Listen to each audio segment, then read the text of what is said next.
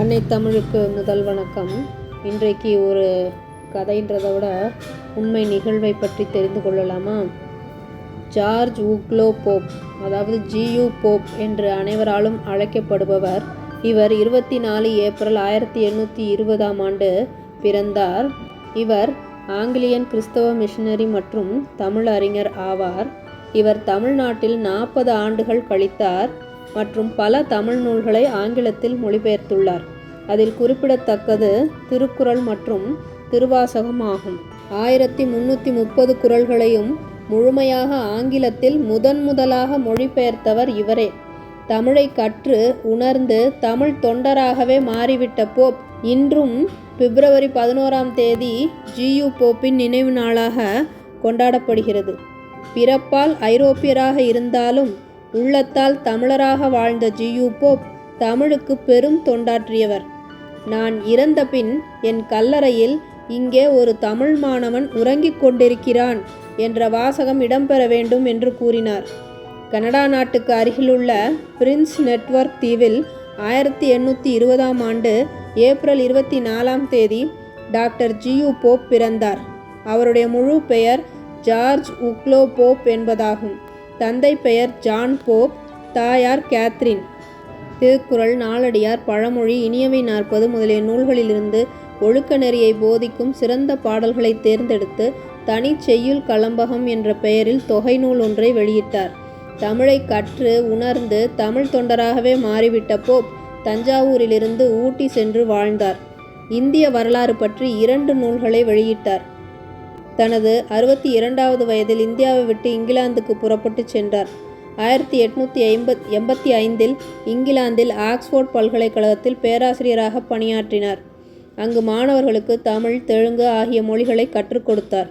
G U Pope தமிழுக்காக ஆற்றிய அரும் பணிகள் தமிழ் உள்ளவரை நினைவு கூறப்படும், நிலைத்தும் நிற்கும். 2ஆம் உலகத் தமிழ் மாநாடு சென்னையில் நடைபெற்ற போது தமிழுக்கு வளம் சேர்த்த ஜியு போப்பிற்கு தமிழக அரசு சென்னை மெரினா கடற்கரையில் உருவச்சிலை அமைத்து கௌரவப்படுத்தியது. திருவாசகத்தை ஆங்கிலத்தில் மொழிபெயர்த்தவர் யார்? G U Pope. ஜியு போப்பினுடைய கல்லறையை காட்ட வேண்டும். லண்டன்ல இருக்கு. ஆக்ஸ்போர்டின் வால்டன் தெரு என்ற வீதியில் உள்ள கல்லறை தோட்டத்தில் ஒரு மரத்தடியில் செலவை கல்லாலான போப்பின் கல்லறை உள்ளது.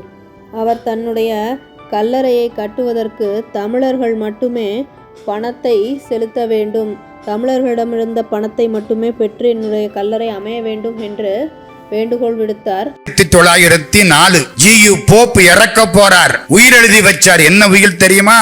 என்னுடைய உடம்பை லண்டனில் நீங்கள் புதைத்து அதற்கு மேல் கல்லறை கட்ட வேண்டும். அந்த கல்லறைக்கான பணத்தை தமிழ்நாட்டு மக்கள் மட்டுமே கொடுக்க வேண்டும், வெள்ளக்காரன் கொடுக்கப்படாது. மாணிக்கவாசகர் பிறந்த தமிழ்நாட்டை சேர்ந்த மக்கள் மட்டுமே கொடுக்க வேண்டும். அவருடைய விருப்பப்படி அவர் கல்லறையை அமைக்க பச்சையப்பன் கல்லூரி தமிழ் பேராசிரியர் செல்வகேசவராய முதலியார் தமிழர்களிடம் நன்கொடை வசூலித்து இங்கிலாந்துக்கு அனுப்பி வைத்தார். ஜியு போப்பின் வாழ்க்கை நமக்கு எதை நினைவுபடுத்துகிறது?